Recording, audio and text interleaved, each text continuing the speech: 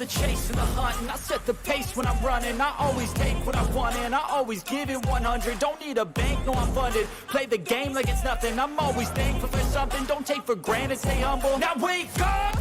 It's time to look at the enemy. Look in the mirror if he is no friend to me. It's not working out, maybe it's the chemistry. It's time to break up so I can make a better me. Better believe in your mind, cause it's everything. You can mold, shape, find almost anything. All it takes is some time and some clarity to find your identity. It's mind over everything.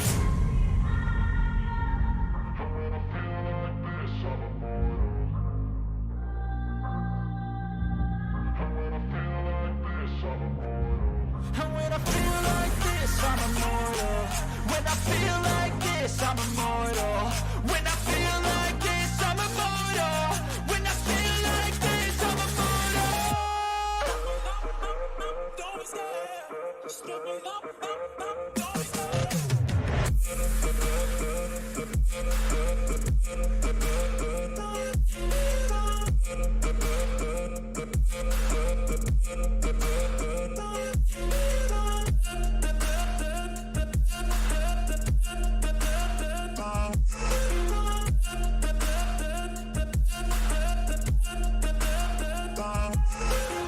I'm so gone, no I'm never turning back. I won't stop, I'ma fight until there's nothing left. It's so on, you're gonna be hurting bad. Cause I've been to hell and back. You don't wanna make me mad. I stay strong, you will never see me crack. And if you get in my way, you gonna feel the wrath.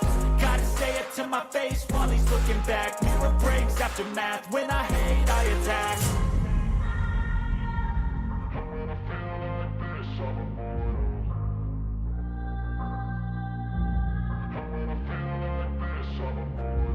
And when I feel like this, I'm immortal. When I feel like this, I'm immortal. When I feel like this, I'm immortal. When I feel like this, I'm immortal. Don't be scared. Just give me up. Don't be scared.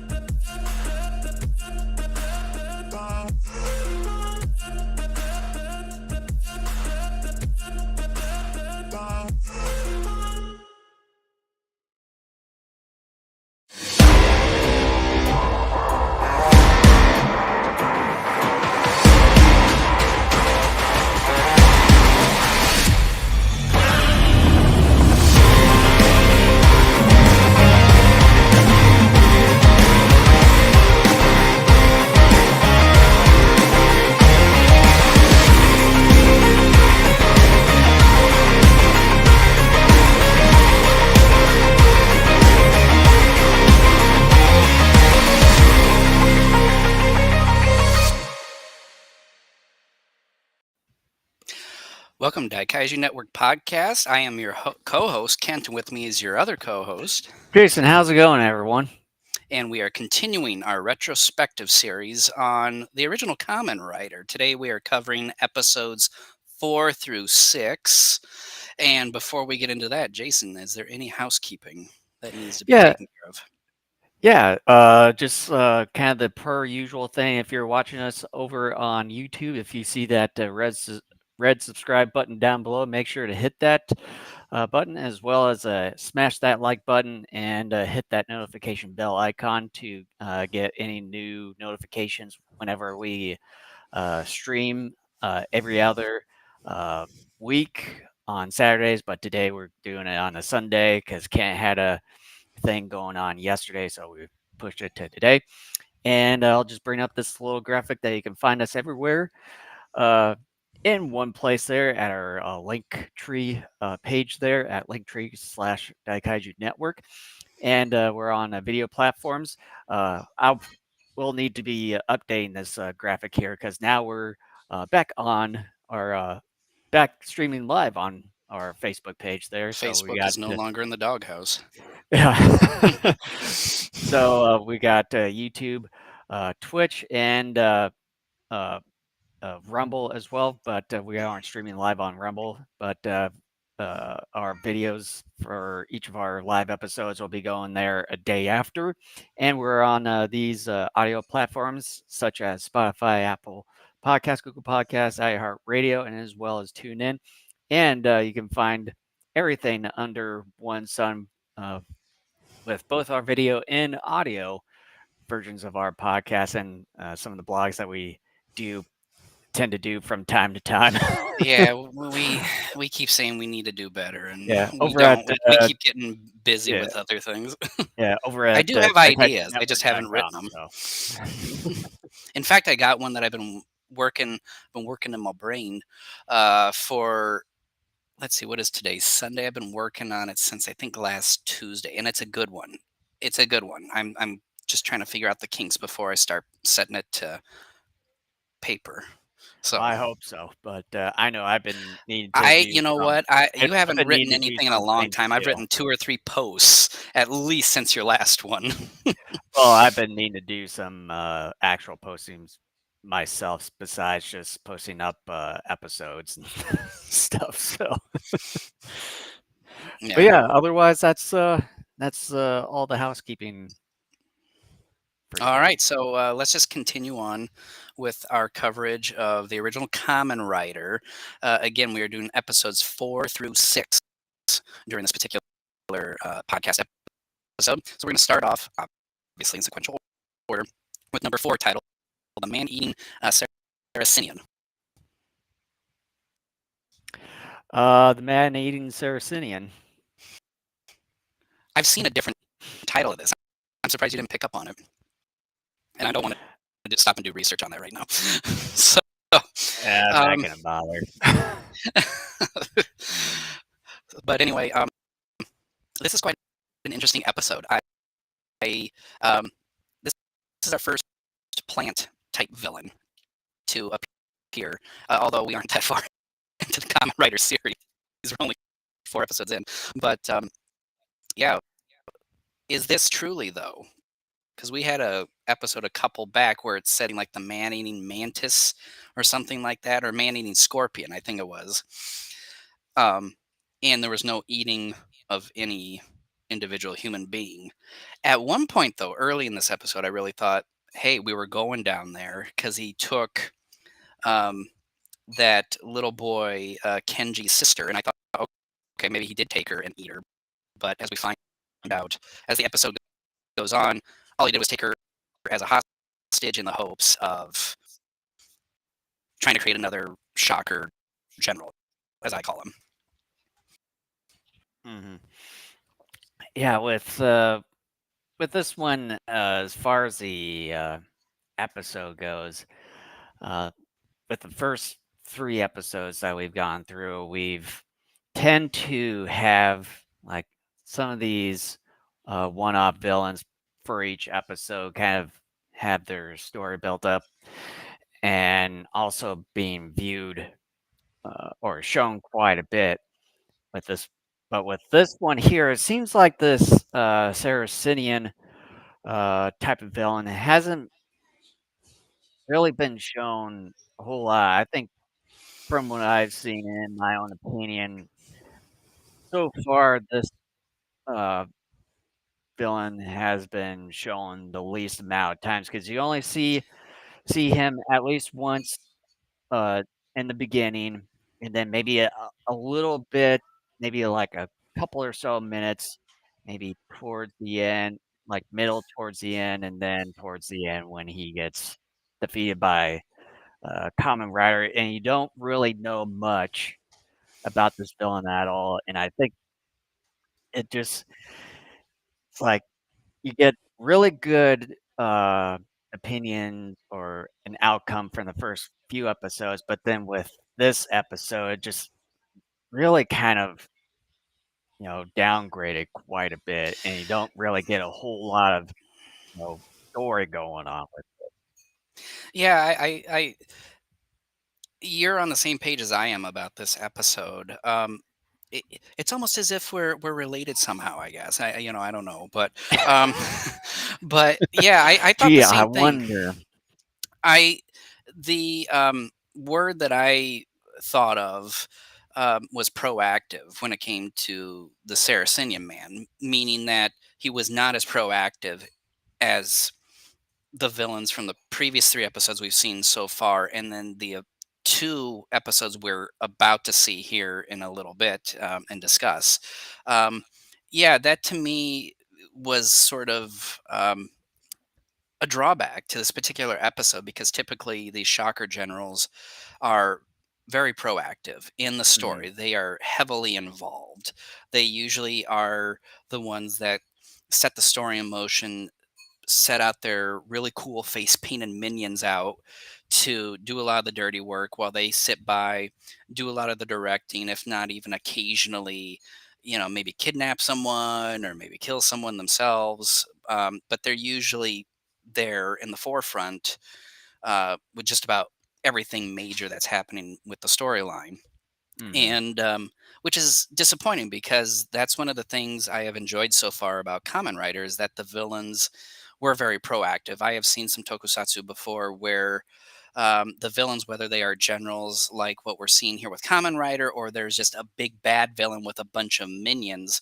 Um, don't quote me on this, but if I remember correctly from Red Baron, I think that's kind of how that one's set up, where you have a big bad villain and it's just a bunch of minions, and the big bad is pretty cool, but and directs things, but is not as fully involved with the stories, at least in terms of being at the forefront.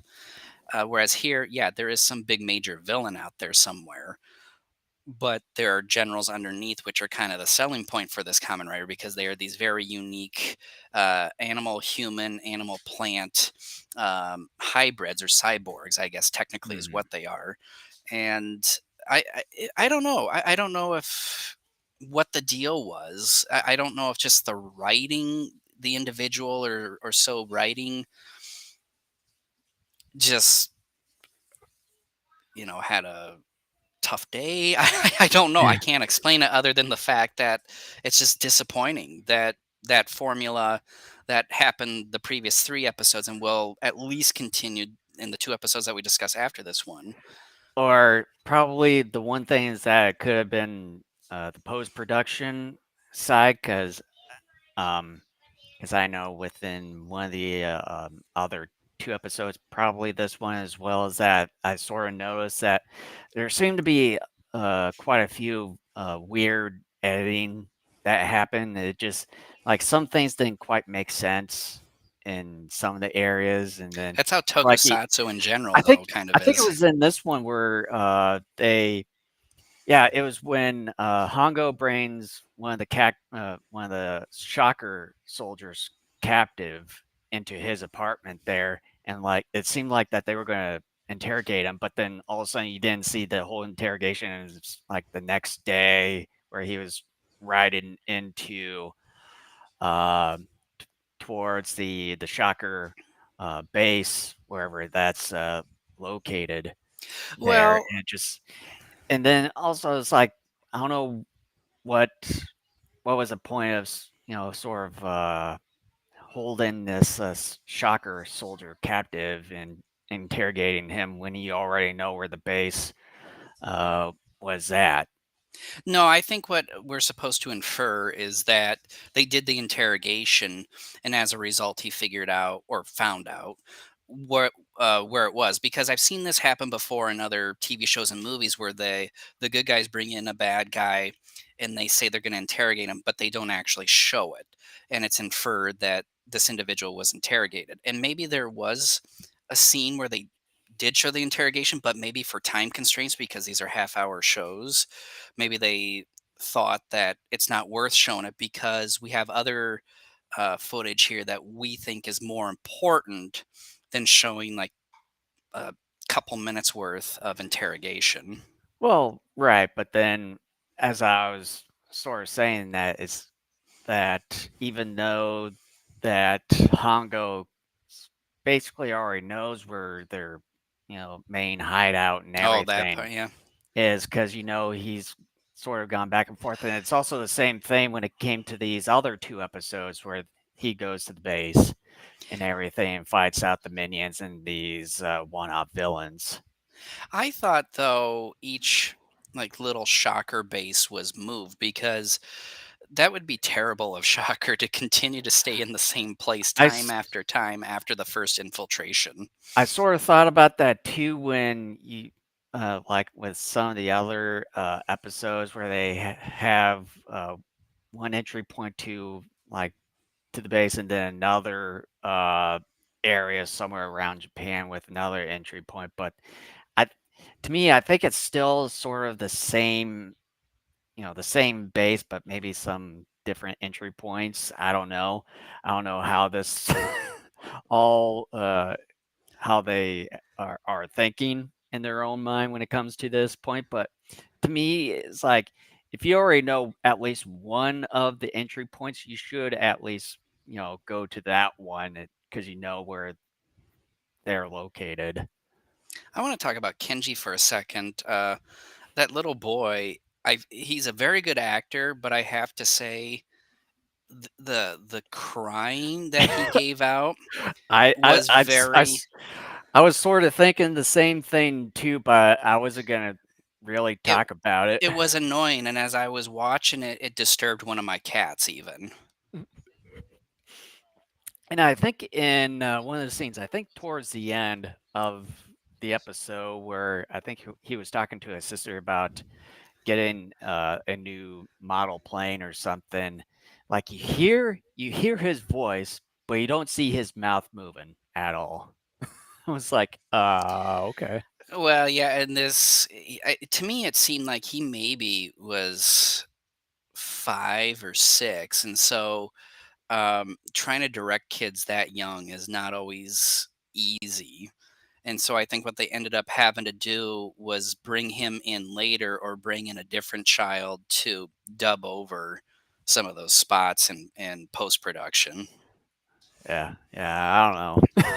But, By the but way, yeah, but yeah, I thought that was a bit, a bit weird just to kinda see, kinda the crime part, just seemed like he was, they were trying to make him, act that way, but didn't quite do it, but, uh well, and one of the things I like about the Saracenian Man here is that so far he's the first villain to not actually speak Japanese.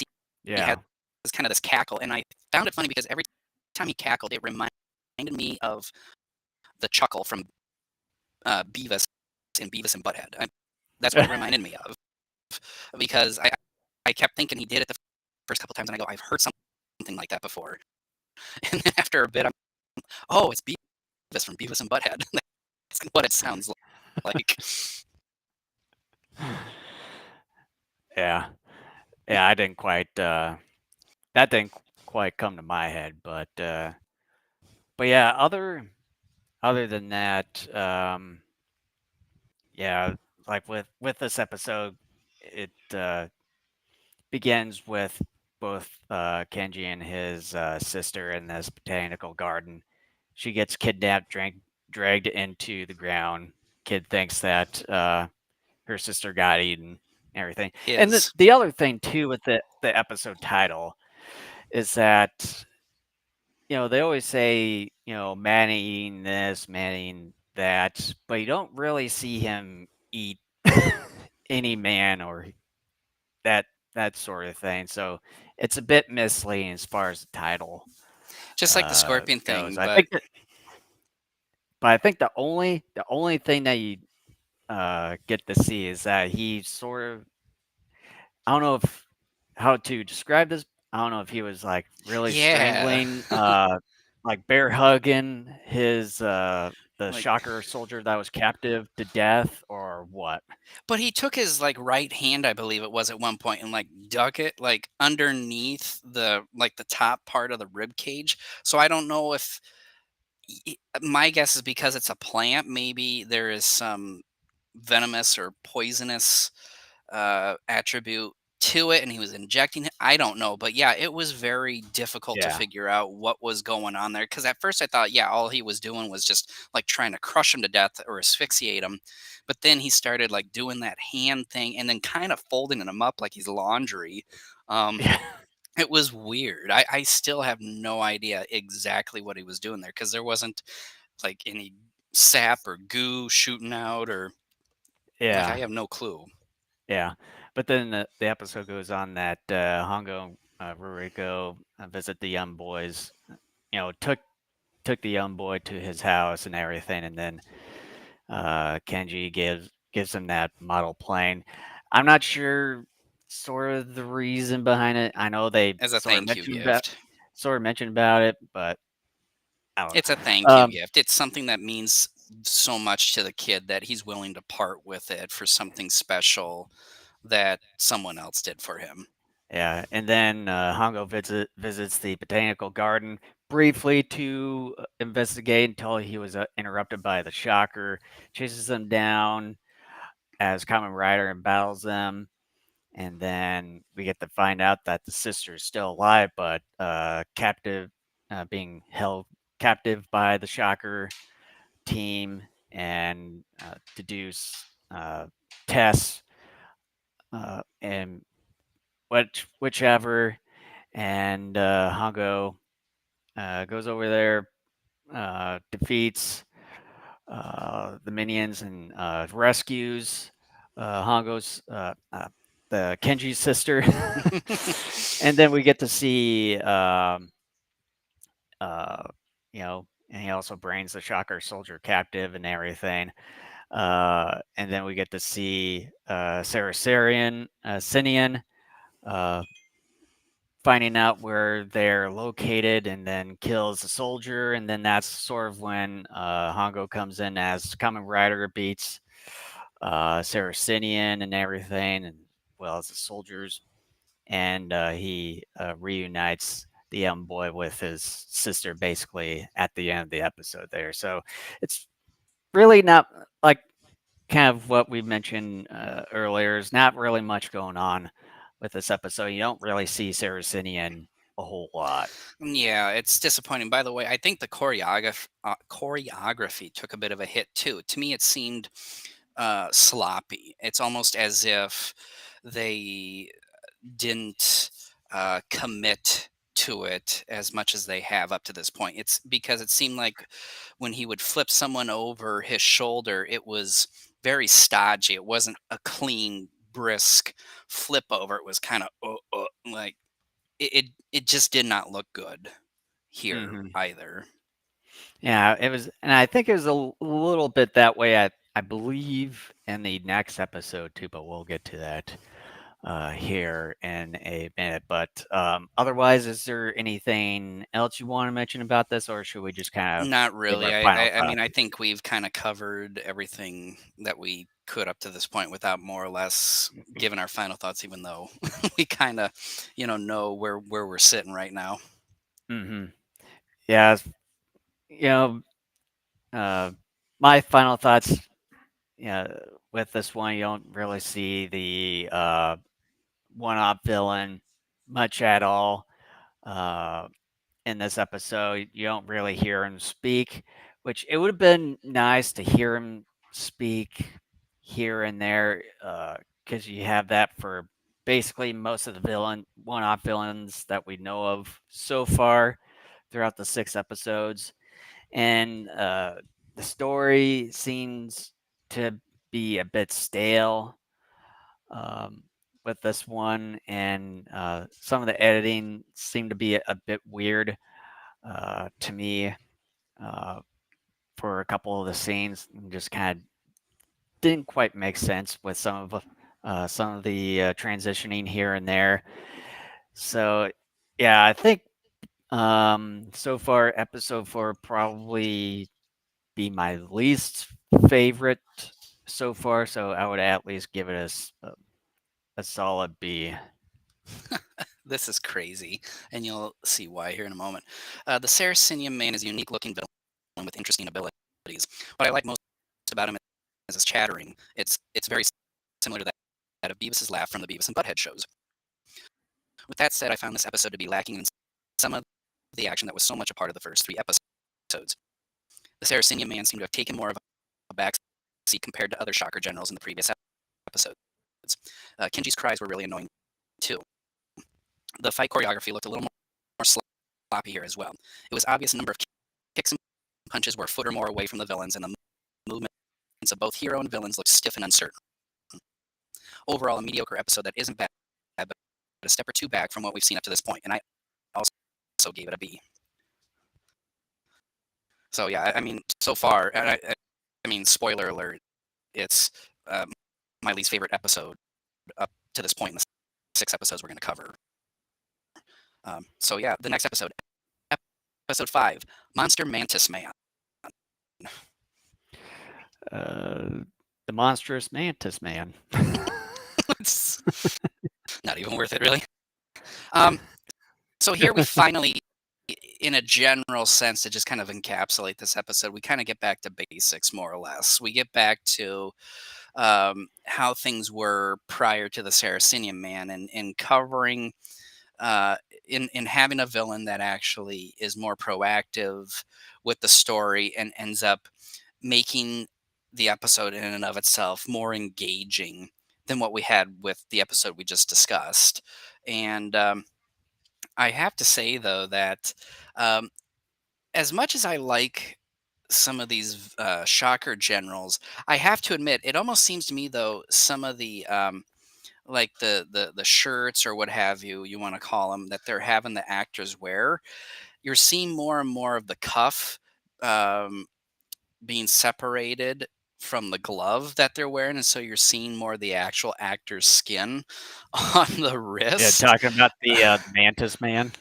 Well, Mantis Man, and it's very apparent at one point during the next episode when we're talking about the Chameleon Man as well. And it's, on the one hand, it's cringeworthy because you're like, ooh, like, that's literally seeing the strings or the zipper, however you want to Hmm. call it. But then at the same time, there's a charm to it as well, because you're thinking to yourself, I know what I'm getting myself into. And on top of that, these guys, budget's probably part of the problem, but then at the same time, they just don't care. So Yeah, there's a charm to that. yeah.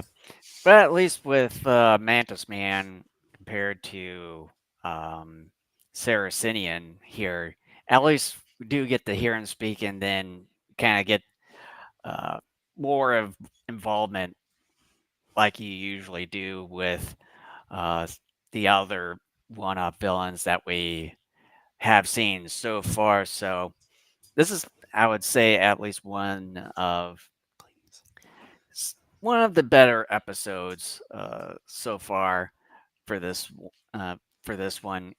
You get at least a good backstory for this particular episode when it came to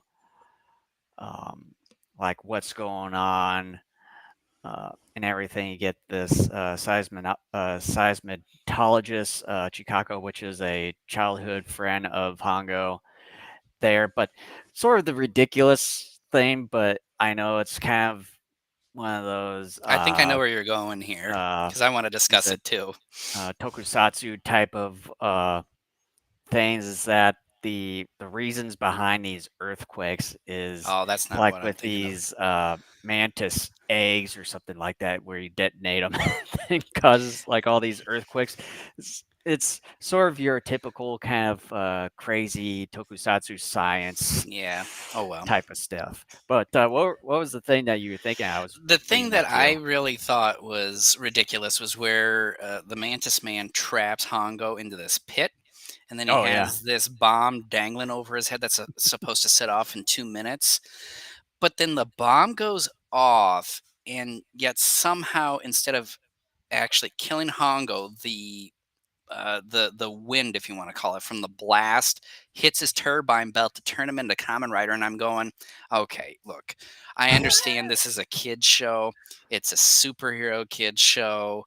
Um, you know, like, but that's one of the most ridiculous reasons I've ever heard. I'm going. I can And follow. I can go along with some things, but I thought that's taking it one step too far. right, but then it's like, I mean, you have them trapped in a very small space there, and you have to think about the shock wave too from this blast. From it sort of looked like one of those medieval weapons. I forget, The mace, a mace, mace. It sort of looked like that, and yeah, it looked decently sized, maybe about that big. about the size of maybe like a kid's basketball or something like that. But the Something thing like is, that, but yeah, with the aftershock from the blast and everything within that small amount of space that he was trapped in, you would think, and that pit came out perfectly fine. Like that pit was not destroyed. So yeah, that bomb must have been some weak sauce. probably So probably probably went off like a firecracker. yeah. So um, yeah. It's terrible. Like I said, I'm willing to go along with crazy, but that's one of those moments where crazy decided to um, drink 5 Mountain Dews or something like that. I mean, it just no, I'm sorry. If I were 6 or 7, I'd be like, "Oh, yeah." You know? But but now I'm like, "No, I can't go along with that." well, I would at least have to say it's much more entertaining than the previous episode. Look, I will say this, look, though, I will give it this.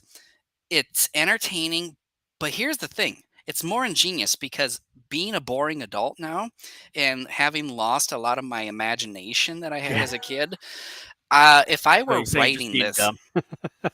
the sad thing is when you become an adult, you lose a lot of your imaginative abilities, Brain which is cells. sad. No, because you side note, like you're going to you go to high school, then you're getting jobs, and then my cats are fighting, and Yeah. then and then you're getting more involved kind of in the real world.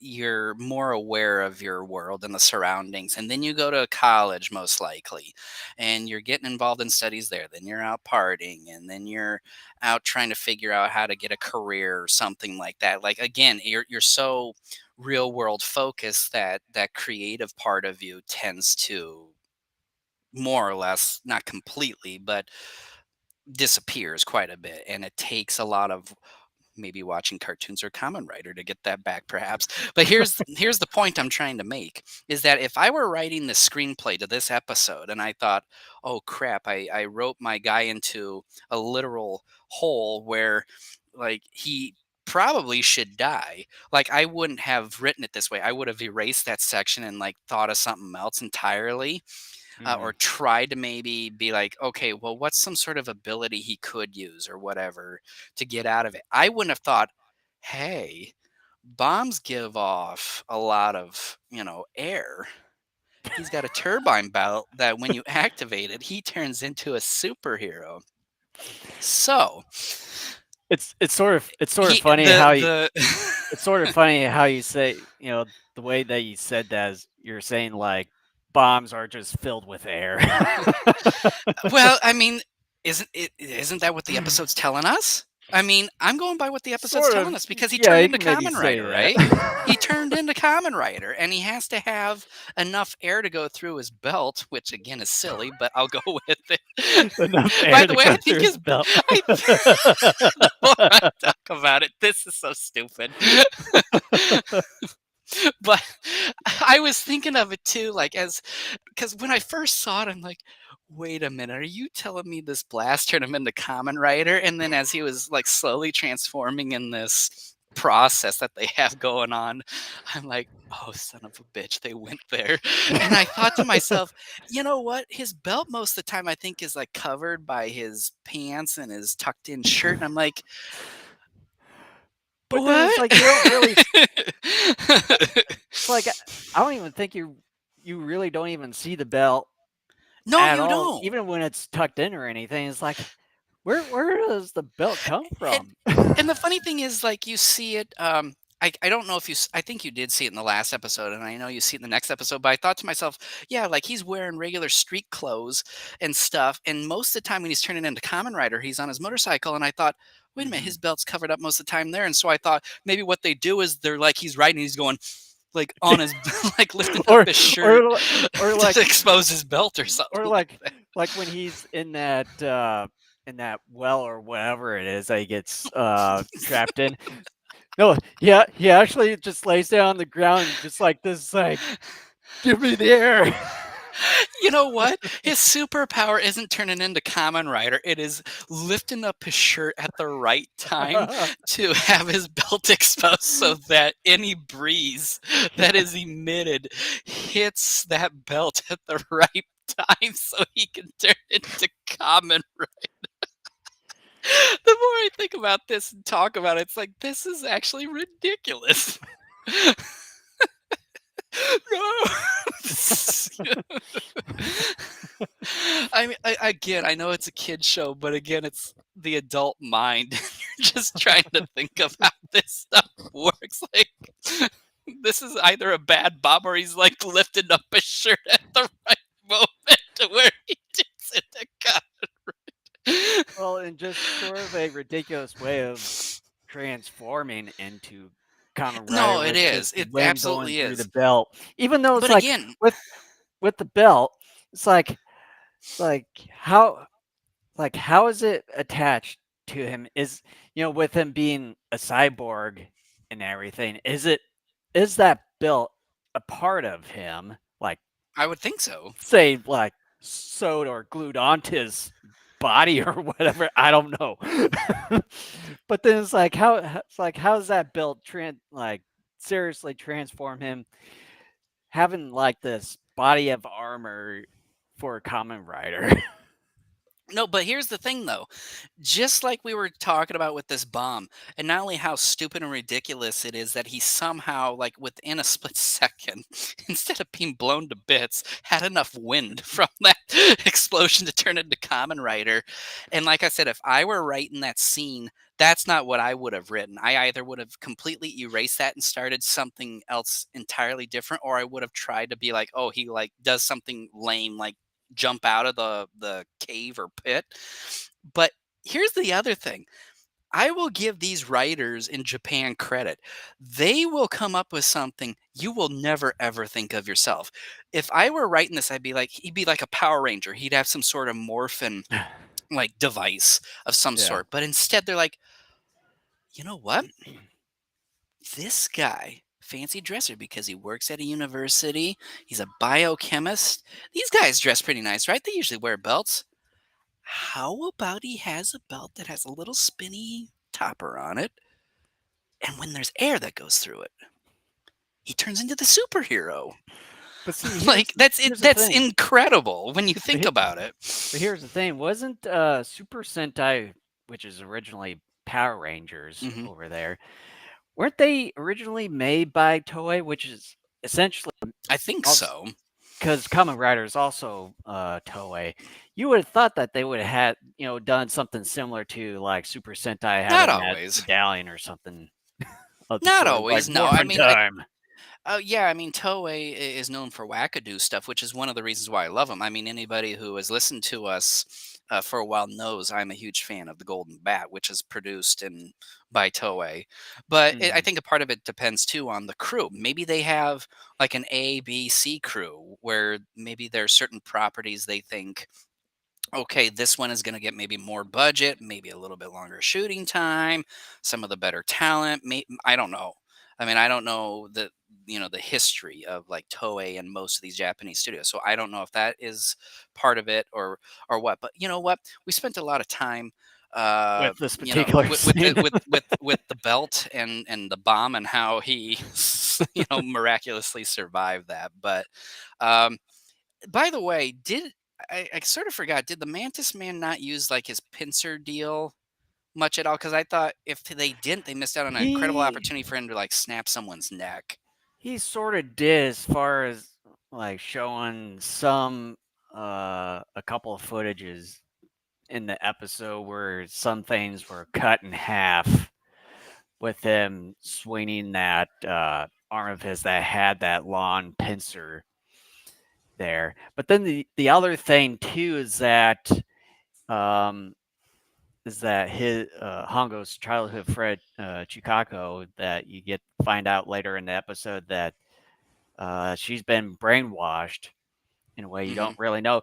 But in one of the scenes where she was taken back to the Shocker base, where she's still brainwashed and everything, you see the camera closing in on her. I think it was the left wrist, where I think it was had this maybe a watch or something that was blinking and everything. Yeah. I don't know if that was part of it, but then uh, at the end when Kamen Rider defeats uh, the Mantis Man, disabling this earthquake weapon, which was in a like just encapsulated by a mantis egg, which was a bit ridiculous because it was just attached to part of whatever it was. So there was really no point in that being encapsulated by an egg to begin with. But Hmm. Chikako was still, I think, brainwashed in a way you don't really know. She was unbrainwashed from Shocker's, you know, whatever it is, Hmm. and it just the episode closes it out, so you don't really know if she went back to normal or not. And Well, I think again, that should have been part of a quick write-in to know that she's back to normal and everything, and so on and so forth, and then just kind of closing out the episode that way. yeah, and I mean, this is an issue you and I have talked numerous times. Um, when we've done things like Iron King, when we did Ultraman, when we did Ultra 7. Um, did we do like another series or something like that? But my Johnny point is, Taco. yeah, Johnny Sokka. How could I forget? That's like nearly two Yeah. years ago. Um, but this is something that we have discussed numerous times before, and I think again part of it is time constraints, because so far all the shows that we have covered were on for half hour time slots, so I think Mhm. time definitely is part of it. Another thing, though, too, is again because these shows are directed more at a younger audience.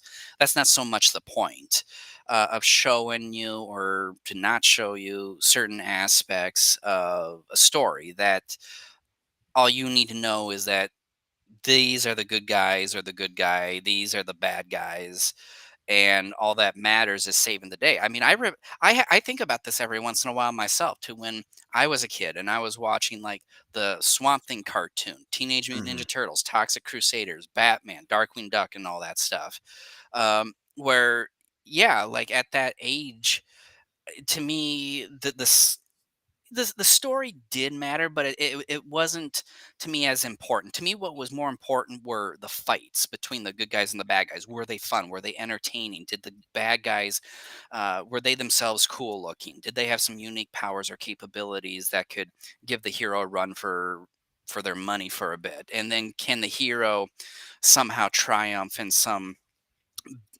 creative way? Perhaps to me it wasn't so much exactly what the villains themselves were doing. It was a matter of, will good save the day by the end of the episode? And of course it always does, even if it Mhm. took like multiple episodes to do it. But that's the point. And I think that's something maybe going forward. Yeah, we can still kind of comment on, I think, occasionally, but I think maybe we just need to let that go by the wayside, because, we're never going to get answers to that. That's not the most important thing of the story, even though, yes, it is technically maybe a very small plot hole, but it's not what is considered central to, a story whose demographic is maybe kids like my son's age who aren't sophisticated enough and aren't going to care too much about that part. Well, I care about it. Yeah, but you're old. So are you.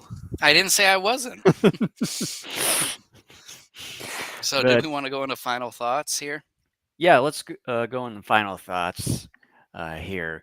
Um, yeah, as far as episode 5 goes for me, it's a lot better than the previous episode where you get to know a little bit more of the one-off villain in this episode, and he's more involved, obviously talkative compared to the villain in the previous episode. There, you get more of a coherent, better backstory to this, as far as with some of the seismic earthquakes going on, but kind of the main thing behind it is a bit ridiculous when it came to mantis eggs being the thing when they detonate there. And then, like we talked about for maybe about for a bajillion hours, the trap that Hongo was put in, and how he managed to escape that. So I'll just leave it at that. But yeah, this this one was a much better episode than episode 4. Much more coherent. The story was better compared to that. A better villain that's more involved uh, in the like and the choreography. But this one, I think it's a bit off in some areas there, but I would say probably better than what Kent mentioned about it in episode 4. So with episode 5, I would give this one an A minus. This is crazy. The series, after a brief hiccup with the last episode, is back to form. Mantis Man is more hands-on with the happenings of Shocker, and like all the Shocker generals thus far, is fun and unique. However, when he and his minions are defeated, this beat effect comes into play. It's odd and doesn't make sense. I'm getting a little annoyed too that we're seeing the Rider kick ability being the one move Kamen Rider uses to defeat the Shocker generals now. It's similar to Ultraman and Ultra 7 using their knockout moves every single time to defeat opponents. It's pretty convenient too that Takeshi is solving all the mysteries surrounding the earthquakes. Understandably, this is more of a kids program. Such programs do tend to make the central hero the one who figures everything out and saves the day. But it makes a supporting cast not worth bringing in if they can't contribute to saving the day. An upgrade from the last episode, but a few problematic nitpicks here as well, and I gave it an A minus. But yeah, we didn't talk about the Rider kick. Once again, coming into play being, the default, killer move, and then the weird beat effect that happened when he got defeated. Because usually most of these guys melt away or something. It was like Saracenian Man, like he melted away, into a literal blanket, and someone dragged it under a log. Well, as compared to episode 6, where you just disappear when you die. Mainly that was from the minions when it came. Yeah, I think it was just the minions that just, when they die, they just vanish into thin air. Speaking of episode 6, it is titled Grim Reaper Chameleon. Or the Deadly Chameleon. I love this Shocker General. I like his abilities. I love the suit head that they have for him. It's very detailed, very colorful. His ability, I think, makes him very dangerous. I love Chameleon Man. I love him an awful lot. That, and then I also liked the backstory to this episode, and then of course it lingers into episode 7, which we won't be getting to in a month from now. Spoiler alert, the villain isn't defeated here. Yeah. So with episode 6 here, Chameleon interrogates a former Imperial Japanese admiral, trying to find out where the Nazi secrets are hidden, and it kind of lingers into trying to find out where I think where the secret is being held and everything. It's kind of a really nice backstory to it, and it kind of dives into a little bit of the lore behind the whole Shocker organization.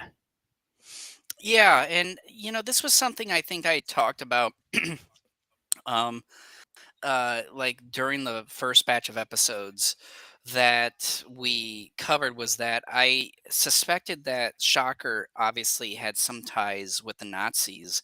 And here we are. I think what we're getting now is kind of uh,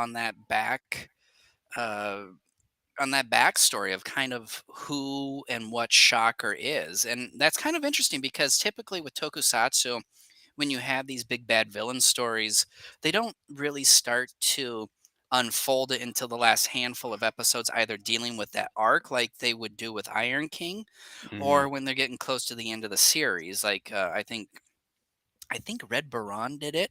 I'm not sure. I don't remember because it's been 8 years since I went through that series. But I like that, and I don't know. I mean, I haven't gone through Kamen Rider. Maybe Kamen Rider is going to be similar to Iron King, in which maybe there will be multiple big baddies along the way.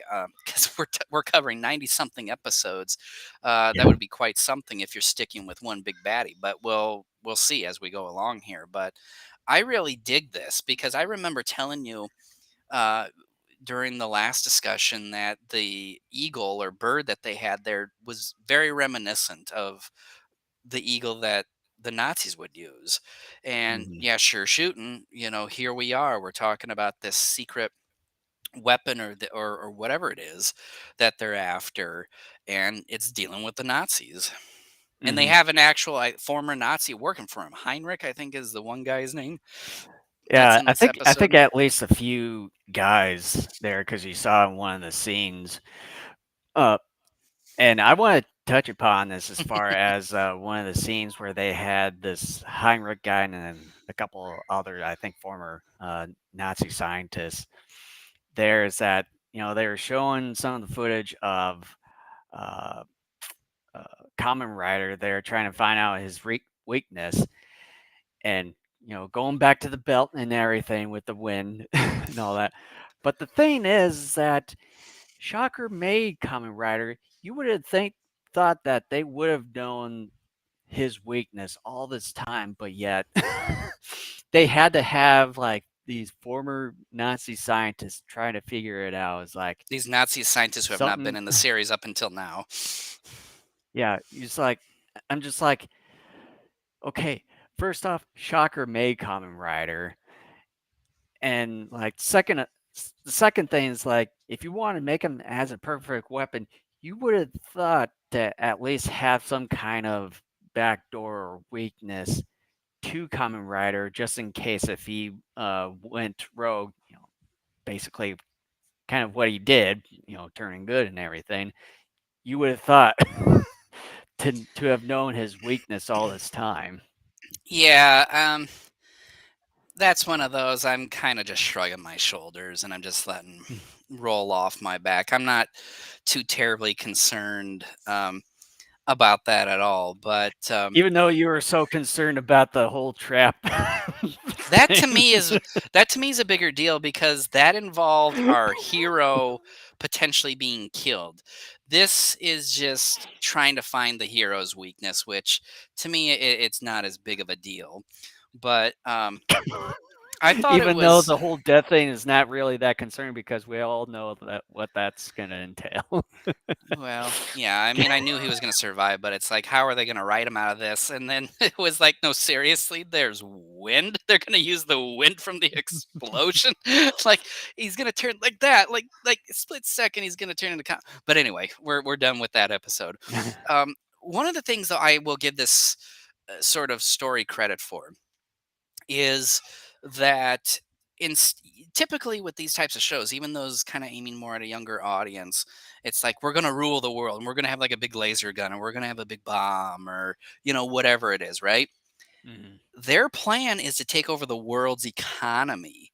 Now that's some sophisticated stuff right there, especially for kids.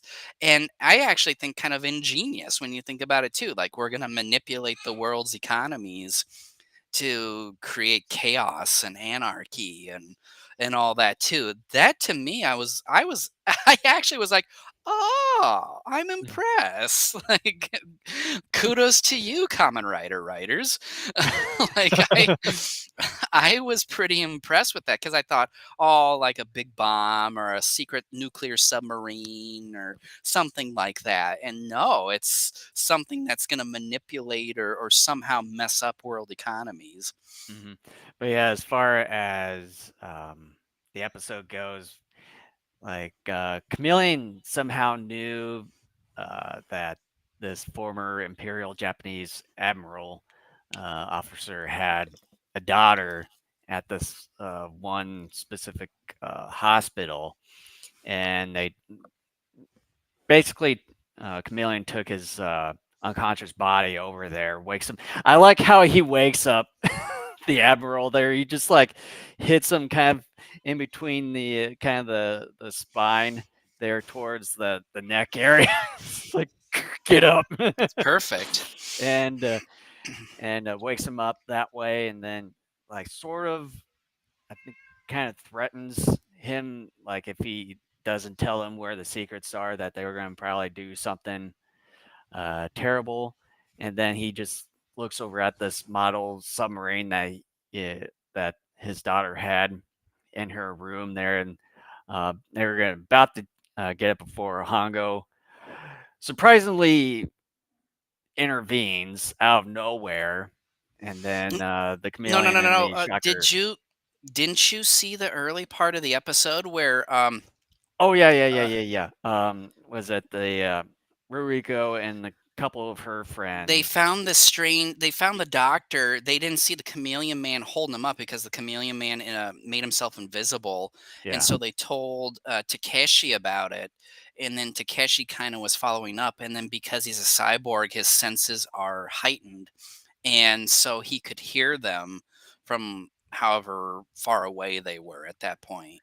yeah, and so he battles the soldiers and Chameleon there until they disappear, and then the daughter gives. Here's another episode where a kid gives Hongo another model there as a present and everything, and then Hongo was with Tachibana there investigating it for a bit, and then they realize that there's something within this model submarine. Open it from underneath, and there's a map there, which kind of looked like it was drawn by crayon. There, no joke. It's here. And then the next scene, we get to see Hongo kind of exploring this kind of this dirt mountain, like you see in every typical tokusatsu show. There, and you had these construction guys working there, and they detonate a explosive and unraveled a cave there, and you had four construction guys go check it out, and they got freaked out by this metal iron box that had the Nazi insignia on there, and then you had Hongo come in, retrieve it, and then uh, try to go back, but then he gets ambushed by the Shocker minions, and as well as Chameleon uh, there, but then escapes, takes the box back over to his workplace, and had one of his co-workers uh, try to open it and everything. And then I think around nighttime, around the nighttime there. Well, before that, Hongo and Ruriko were gonna go. They were gonna go to the hospital where the dollar was, but they get captured by a chameleon there, and they try to kill him by putting him on a railroad track or a subway track, whichever. Try to kill him, but Hongo woke up in time. Uh, Breaks out of the chains, and then hangs onto part of the beam underneath the train. And it's also pretty funny. You think that Chameleon and the Shocker team were watching this happen, but it seemed like that they didn't, because she had one of the members say, "Oh, they're dead." once Yeah, the subway train goes by, it's like, didn't they watch this thing, or were they just somewhere else thinking that that the that's deal how was it done? is. Again, we've seen this numerous times with other tokusatsu shows where, it's like we'll tie them up to the speeding. I've seen it in the 66 Batman series, and I've been through that series several times where it's classic, silly, goofy, um, shows about heroes and villains, and then the villains are so full of themselves they think they got the hero done for. They walk away, and then they bring out the bat shark repellent, and magically, here we are. Odd number of hours later, where the hero comes up to the bad guy. The bad guy's, "Gadzooks, how did you survive?" or something like that. Like, you know, Mhm. it's just to me again, it's a cliche. It's a cliche, and again, it's a kid show. Again, it's something else that is done numerous times throughout the course of a kid show. Um, but yeah, one of the things I thought was kind of funny in a different way than you will think is earlier in the episode when they're beating on the guy's daughter. You could tell like they quickly slowed down like within a few inches before like they got to her back when they were like trying to beat up on her. I'm like, and that's right front and center on the camera. I thought, why don't you turn the camera the other way? Because then you could have an angle where you could not see the slowdown, and then you could sell the interrogation, or whatever you want to call it, more appropriately. But here's my theory as far as who this chameleon guy is. I think this chameleon guy was one of this guy's underlings. I forget what they're called, like one of his soldiers in the military. So I bet we're gonna find out, if at all, um, that's what we're gonna find out about this chameleon man come episode 7, is that he was underneath this Sonata. That Sonata was his commanding officer, and I think that's kind of what happened. That Shocker got to this guy, turned him, and you know, here we are. Because I think one of the reasons why Shocker chooses some of the people that they do, um, is because of some of their connections, I think, too, if I'm not mistaken, where Mhm. some people have certain connections either to certain types of businesses or people or what have you. They will try to kidnap these people and turn them, and not completely, take over their mind, to where they lose some of their memories, or what have you. They will still remember part of their previous lives, and as a result, help Shocker to achieve whatever ends that they're trying to achieve. So Mhm. that's my theory. Yeah, and then after that whole shtick with the subway train, you had Tachibana go over to Hongo's workplace to, wait till Hongo comes by and then take the iron box from that Nazi iron box. But Chameleon comes in and actually steals it. And then towards the end, we get to find out that Hongo basically plants himself as one of the Shocker minions and infiltrates the Shocker base there, and that's sort of basically how the episode ends. Right there is when, and it's also pretty interesting how the this main leader of the Shocker organizations said, "I sent out a certain, like, before you open the iron box, I know I sent out a certain amount number of minions with you, and I know that one of them's still around and all that." And he finds out that basically Hongo was among them. Uh, and then that's when he turns into a Kamen Rider, and that's when the episode ends right there, and is, to be continued. Yeah, well, it's funny because Hongo was completely dressed in Shocker regalia, and then boop, like that, he's back in his street clothes. I'm Yeah. surprised he didn't like go into his belt and turn into Kamen Rider. I mean, that's what I would do, or take it and like flick the little turbine on the belt. Yeah, it's like, give me wind. This is dumb, but I have to ask just because the idea itself is ridiculous. So what if he's, let's say, at a buffet and he's standing behind someone in line at the buffet and this person farts? Will he immediately turn into Kamen Rider right there? Probably. What? That Kamen wasn't Rider, supposed to it's a golden happen. corral. That wasn't supposed to happen. But yeah, is there anything else you want to point out, or do you want to close out? I'm ready to close out. Yeah. With episode 6 for me, it's a much better episode compared to the previous 2 episodes, especially episode 4.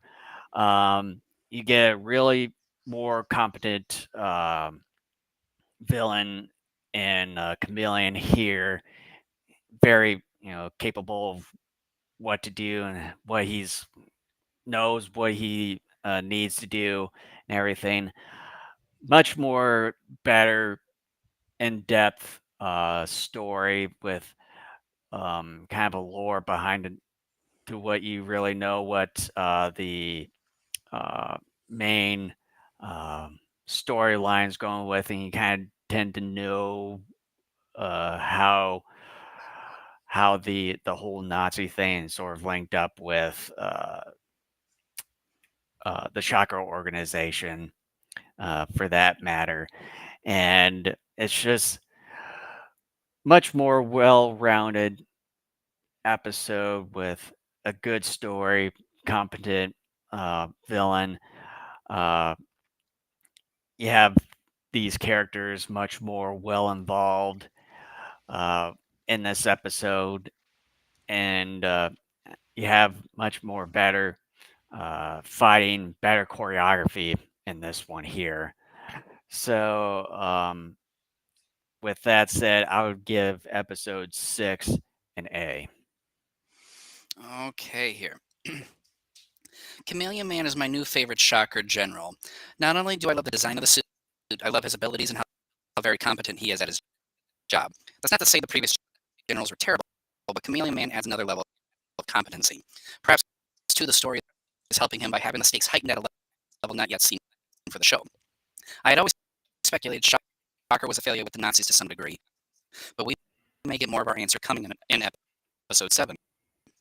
There is a degree of malevolence to Shocker now, as well, since a secret Nazi map has been discovered, and they are on the hunt for what the next secret is that will help Shocker take over the world's economy.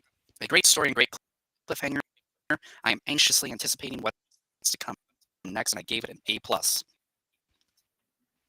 So it's arguably my favorite Gave it. episode thus far. You gave it a B plus. A+. Oh, okay. It sounded like you said A plus. I gave it an F+.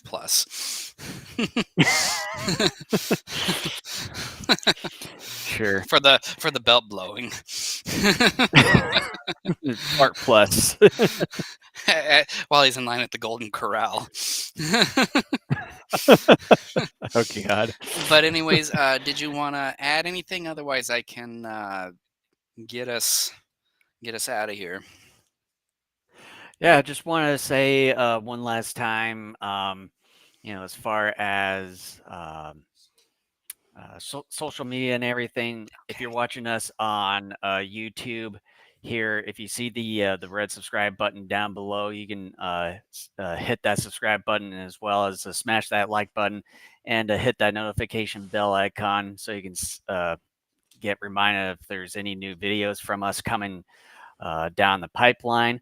And as far as social media, you can find us everywhere in one place there on Linktree/Daikaiju Network. And as far as video platforms, we're on YouTube, Twitch, and we're also back onto Facebook as well, and then on Rumble, where we have some of our episodes arrive there a day after. And audio platforms, we're on there. We're on Spotify, Apple Podcasts, Google Podcasts, iHeartRadio, as well as TuneIn. And you can find us at our own website with both video and audio forms of our episodes, as well as blogs over at daikaijunetwork.com. And so, with that, thank you guys so much for watching or listening to us. We will be back in 2 weeks when we are going to discuss episodes 4 through 6 of Spectrum Man. I am seriously hoping that show gets better because right now I'm a little concerned about it. But that's what we're going to be doing in a couple of weeks. And thank you so much for joining us. All right, guys. We'll see you in a couple weeks.